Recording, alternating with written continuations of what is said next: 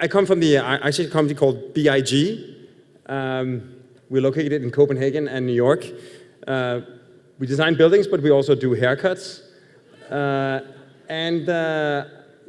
Among other things, we're building these two babies in Miami. We just had a nice session with D. Simone, 2 towers on sloping columns, and also this project in the Bahamas with gravity-defying balconies with swimming pools up against the glass.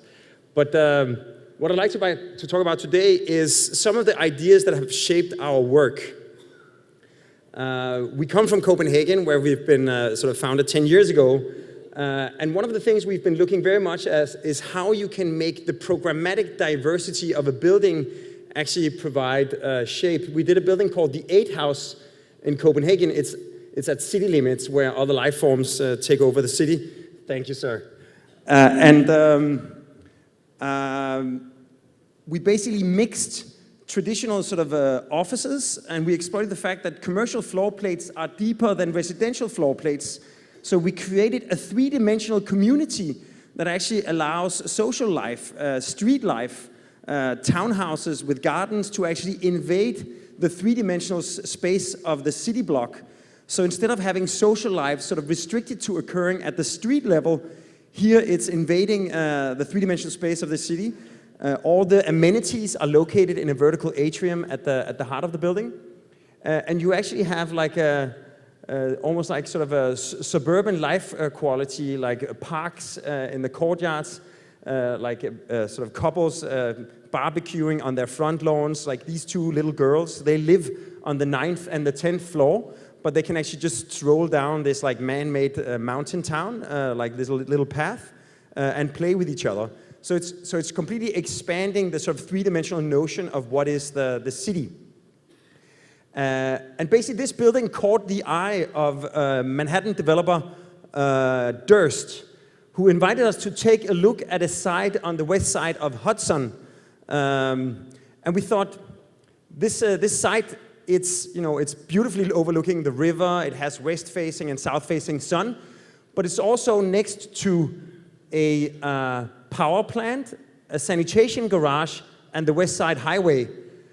So we thought, like, what they really need is an oasis in the middle of the city. And this is the city block where my dad grew up in Copenhagen, a typical Copenhagen courtyard, which essentially is at the architectural scale what Central Park is at the urban scale, an oasis in the middle of the city. And we thought, what happens when you marry or crossbreed the skyscraper, the American skyscraper, with the European courtyard, or essentially what could a courtscraper look like? So we placed the courtyard on the waterfront. In the northeast, we raised it to 40 floors, but still keeping the southwest corner low so we can get sunlight and views over the water.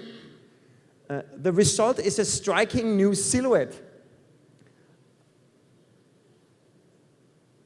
As you move close, it describes a saddle shape, almost like a swoosh. From the east, it looks like a spire. When you enter into the courtyard actually has exactly the same proportions as Central Park, only it's 13,000 times smaller. All of the apartments have views over the water. It's the height of a handrail in one corner. It's the height of a high-rise in the other. Balconies sunken into the roof. And basically, the logic is we're using the straight lines on the edges. The geometry is a hyperbolic paraboloid, or a saddle shape. Straight lines for the BMUs to run, gravity lines for the BMUs to access every single part of the sloping surface. The horizontal lines that are actually the water lines where we drain the roof, and that finally leaves space for the terraces to pop out. And basically this sort of a concert of all of the practicalities and utilities of a high-rise basically determine the tectonics of the architecture. This is the model, this is the building. It's been taking place over the last 5 years, and it's actually becoming like this, you have like the framed view. This is gonna be like a green oasis overlooking the Hudson River. And this is what it looked like 2 weeks ago. essentially a rather striking new presence on the skyline of Manhattan.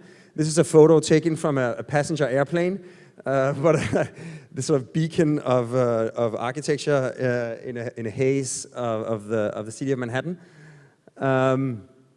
So speaking of the skyline of Manhattan, of course, like the skyline has been or is this sort of place of architectural icons, and of course one of the tragic events to the skyline of Manhattan and the city of Manhattan and the entire country was, of course, the collapse of the Twin Towers that left this gaping wound in the middle of the city. It's now been replaced by this like sanctuary, the two beautiful fountains in the footprints of the former towers. And right here, adjacent to One World Trade Center, we were asked 6 months ago to imagine the last tower, the two World Trade Center that's finally going to complete Danny Libeskind's master plan of this sort of spiral of ascending towers towards the Freedom Tower or One World Trade Center. It's going to be located right at the sort of gateway between the city blocks of Tribeca with the cobblestone streets and the urban blocks and the skyscrapers of downtown. So we thought, like, could we imagine an architecture that would somehow marry the straight-laced sort of serenity of the sort of downtown skyscrapers with the sort of diversity and variation of the Tribeca blocks? Essentially, could we imagine a building that could be equally at home in both neighborhoods? The anchor tenants are going to be News Corp and Fox. So essentially, rather than the typical financial company, it's a company that combines large floor plates for studios, for television and cinema, medium floor plates with big open collaborative floor plates for newsrooms, and finally more classic floor plates where you have leasing depths surrounding a central core. So basically, it's not just one building, one floor plate, it's a lot of different buildings, each tailored to their individual needs, that we then combine to form a tower that is, on one hand, towards the memorial, organized along the wedge of light. It becomes like a vertical silhouette. You have the urban podium. The lowest floors are the largest and longest. And then as the floor plates get shorter, they can also get wider. So we end up getting a silhouette that actually expands in one direction, so it leans with the leaning silhouette of One World Trade Center. It creates a series of cascading gardens where the different blocks rest on top of each other. So from the memorial, it actually looks like one of its neighbors, like a very sort of formal, understated modern tower.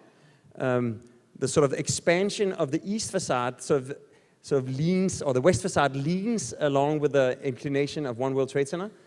But when you see it from the other side, from Tribeca, you really see this sort of bundle of buildings. It becomes a much more sort of abstract and avant-garde, lively building with the gardens that come down to the scale of the churchyard. And where each of these buildings rest on top of each other, they create giant roof gardens where the life of the tenants can actually expand to the outside. Even if you're 1,100 feet up in the air, you have access to lush gardens. We create openings that connect between the different floor plates.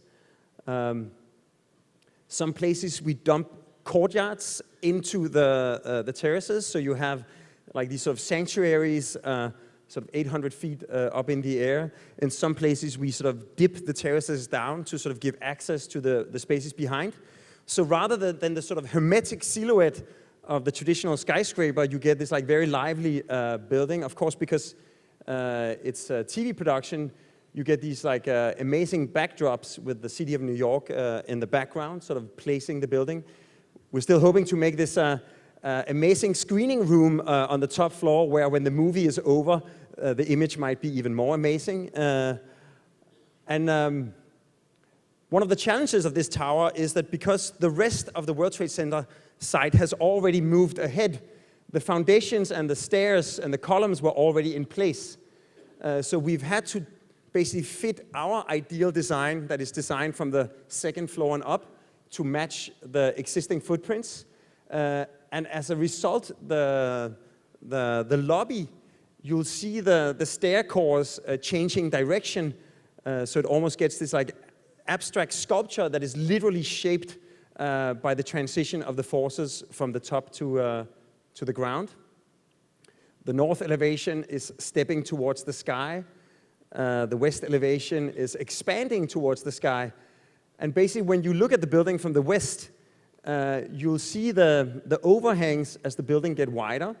Are actually spaces where the content that is being produced inside the building is coming out of the ground, and you'll follow the information like towards the sky, and gradually as it sort of turns the corner, you'll see the information sort of climbing towards the sky from where it's produced on the ground to where it's like emitted at the top. So even the architecture is broadcasting what's happening inside to the surrounding city.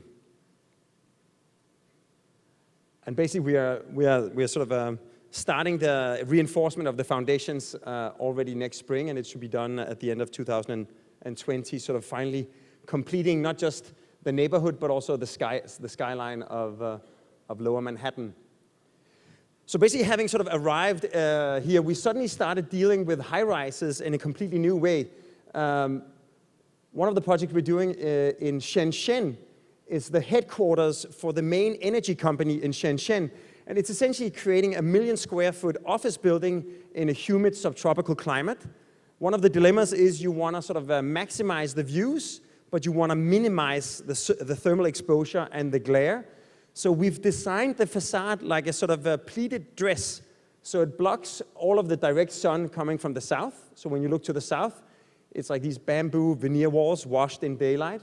But when you turn and look towards the north, it's an all-glass facade.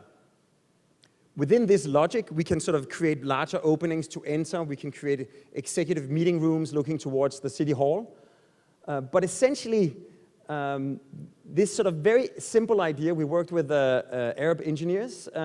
They calculated that without any sort of technology or moving parts, we can actually save 33% of the energy spent on air conditioning simply because of the geometry of the facade. It also has an impact on the architecture, the experience of the building, the sort of the slender slabs, both in the lobbies and on the floors. But essentially, the idea is that what makes this building look different is also what makes it perform differently. The way it responds to the environment is what makes its architecture unique. It's currently under construction and should be completed within a year and a half. Another example of how a skyscraper can respond to its surroundings is we're doing a tower in Vancouver, the Vancouver House. It's located where Granville Bridge touches downtown. There's a series of setback requirements from the streets, setbacks from the bridges. Then there's like almost like a deal breaker. There's a 100-foot setback because the city wants to ensure that nobody looks straight into the traffic of the bridge. Then there's a park where we're not supposed to cast any shadows. And finally, we're left with only 6,000 square feet of footprint, almost too small to develop. So we got this idea, if we need to make 100 feet minimum distance, once we get 100 feet up in the air, we can come back out, we can reclaim the lost area. So as you drive over Granville Bridge, it's almost as if someone is pulling a curtain aside, sort of welcome to Vancouver. Almost like a genie coming out of the bottle and expanding to 12,000 square feet on the skyline. It's almost like the logic of the Flatiron. The Flatiron was a child of this moment in Manhattan real estate history where the real estate prices, steel structure, and elevators suddenly made a small triangle into what is now the defining landmark of a whole neighborhood, except we're taking this idea like one step further. And basically underneath, we're trying to transform, you have like retail and workspaces underneath. We're trying to transform the underside of the Granville Bridge into what we call the 16th Chapel of Street Art, an upside-down outdoor art exhibition. So basically, like you can see like how the infrastructure of the city around it has actually radically shaped this tower. It's currently under construction and it's going to open in 24 months.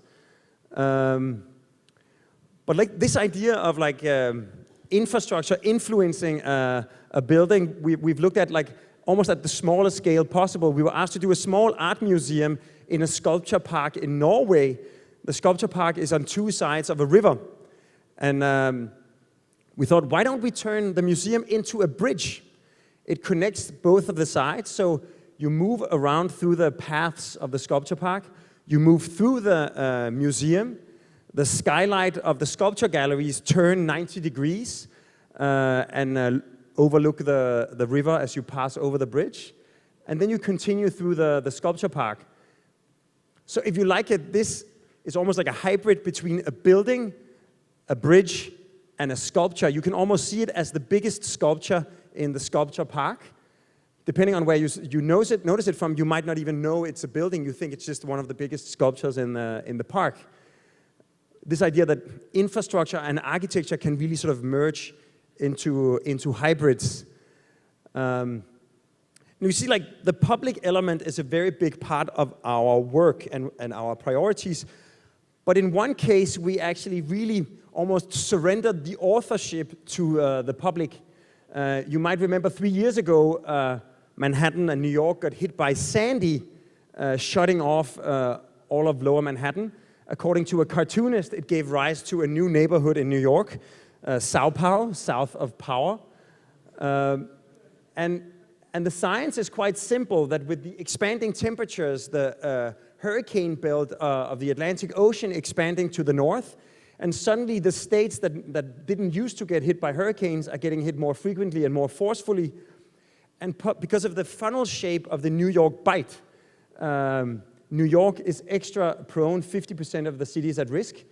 And we were asked by the City of New York and the Housing and Urban Development Department of the United States to look at how could we make the 12 miles of contiguous waterfront protection in a way that doesn't become a flood wall that segregates the life of the city from the water around it. And we thought, like, what if we could learn from the High Line? The High Line is a piece of decommissioned infrastructure that has now been granted a new layer of social and environmental programs. And we thought, like, what if we don't have to wait for the infrastructure, the rail yards, to get decommissioned? What if we can actually design the resiliency infrastructure of Manhattan in such a way that it comes with intended positive social side effects? So we thought of this project, we nicknamed it the Dry Line to the High Line, but essentially we thought of it as, you know, like New York's city development has been characterized by these two giants. On one hand, Robert Moses, the power broker, a public servant with like almost totalitarian power, who designed or like created most of the highways, the public housing projects, often with devastating impact on the local community. When he tried to run a highway through the Greenwich Village, he encountered resistance from Jane Jacobs, who rallied the local neighborhood and in a sort of David Goliath moment, defeated the project and saved the village. We thought, what if the Dry Line, or the Big U as we've also called it, could be conceived as the love child of Bob Moses and Jane Jacobs? Because to resist an incoming flood, you need 12 miles of holistic, coordinated waterfront protection. But to make it socially successful, it needs to happen in close dialogue with the local community. So I'd like to show you a film that we've made. We reached out to all of the representatives of the communities along the Dry Line. Together with them, we have actually tailored the necessary waterfront protection in such a way that it not only protects from an incoming storm surge, it also enhances their enjoyment of the waterfront. So this is a video where you can see the people from the community that we worked with, their experience of Sandy, their like wishes for the future, and what it might look like.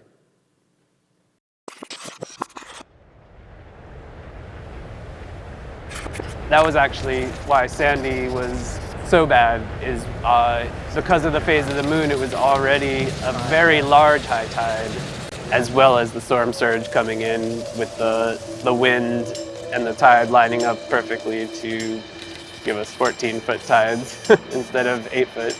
The most shocking part of Hurricane Sandy was the fact that it exceeded expectations. I think the sheer magnitude of it caught a lot of people off guard. When Hurricane Sandy came, we were not prepared at all. I mean, not even the slightest. Yeah, it was like an alien invasion of water. and not the good kind of water. So yeah, I mean, it came right in front where there was literally boats on 14th Street floating in front of our window. We had a sub-basement level office a block from here, and it was totally covered in water for 2 days. So we lost everything. Everything. We're really concerned about another storm and the flooding that's possible, and we think that the next time it's going to come even further inland. I'd like to see some type of flood protection in this area. That's going to happen. We're vulnerable, obviously, being this close to the water. Something that just brings like more walks, different walks of life, you know, another escape from just the busyness and the hustle and bustle.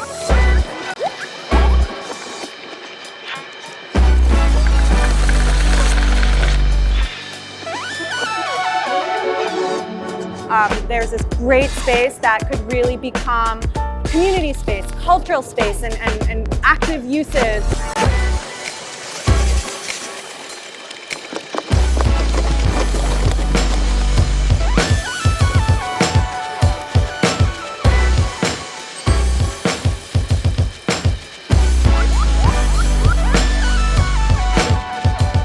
Everyone enjoys space. And in New York and other congested cities, it's hard to come by.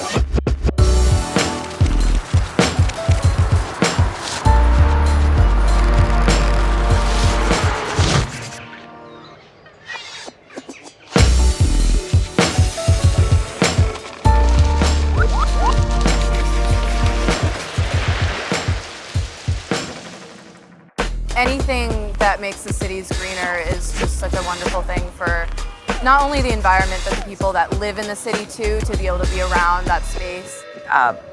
The plans, the berming, the sense of how it can become into the natural landscape itself, how we want to program that is really the next challenge.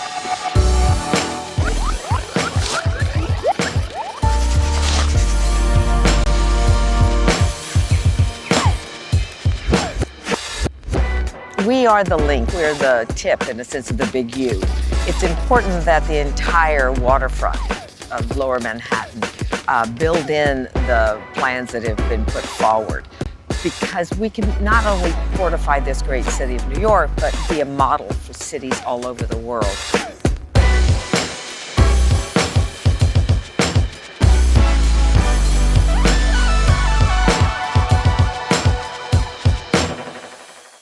So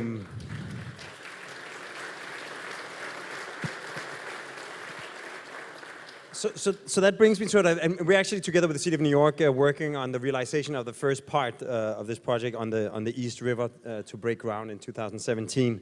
That brings me to sort of like this is like what we see as this element, which is also the title of the talk, like social infrastructure.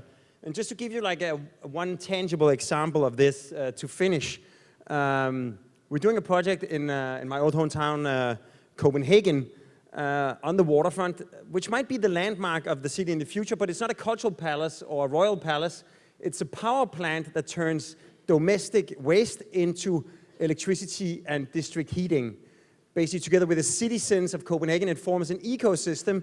And when you look at household trash as a resource, a ton of trash equals 1 2/3 of an oil barrel in value. But they operate on a sort of economy of scale, so they're like very big buildings. This is going to be the biggest and tallest building in Copenhagen. It's going to be right next to Copenhagen Marina and right where the locals go water skiing. So we thought, how can we make this sort of nice for the neighborhood? Danes love to ski. We're a cold climate. We have snow, but we have absolutely no mountains.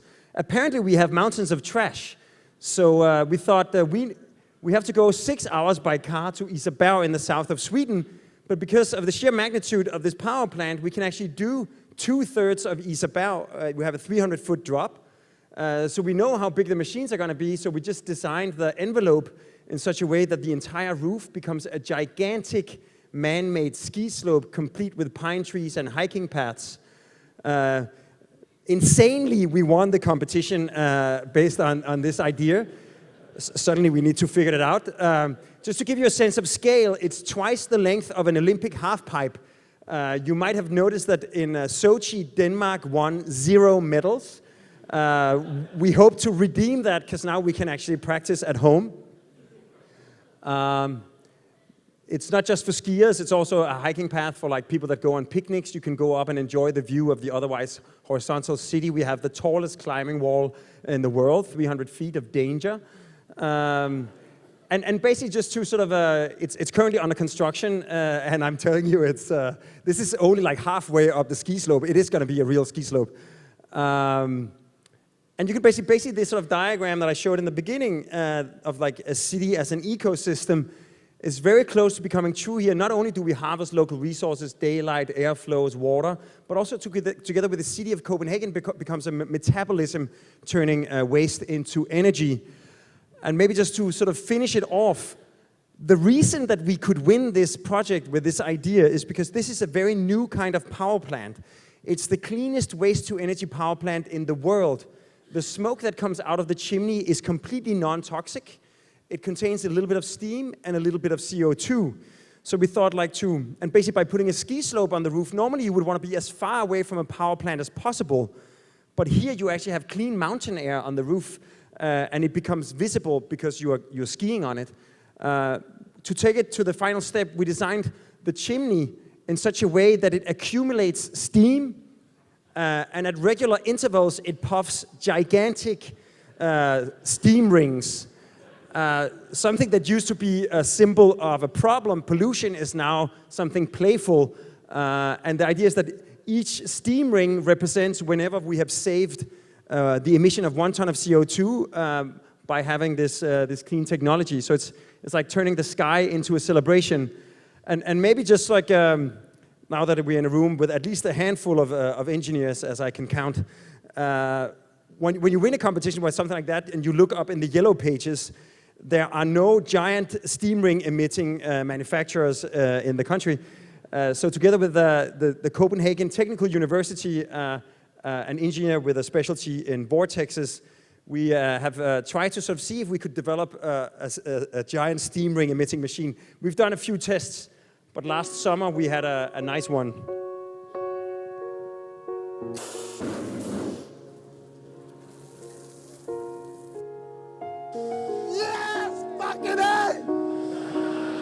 Der er kraftedeme ikke noget at diskutere. Nu tror jeg sgu på det. Det er fandme godt. Ej, hvor er det vigtigt. Hvor er det vigtigt.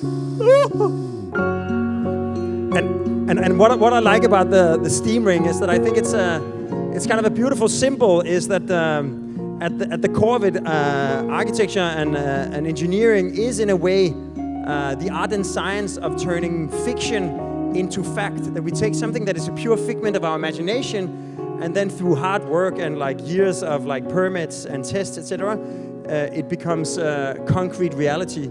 And I like this idea that in 2 years, if you come to Europe, you might come back and say, it's amazing in Venice, they have paved the streets with water and they sail in gondolas. And in Copenhagen, they ski on their power plants that turn trash into electricity and heating and that puff giant smoke rings. And it'll just be the hard reality of Denmark in 2 years. So I think every time we're being invited to intervene in a situation or build a skyscraper, not only do we have the possibility, but we actually have a responsibility to make our world and the cities we live in a little bit more like our dreams.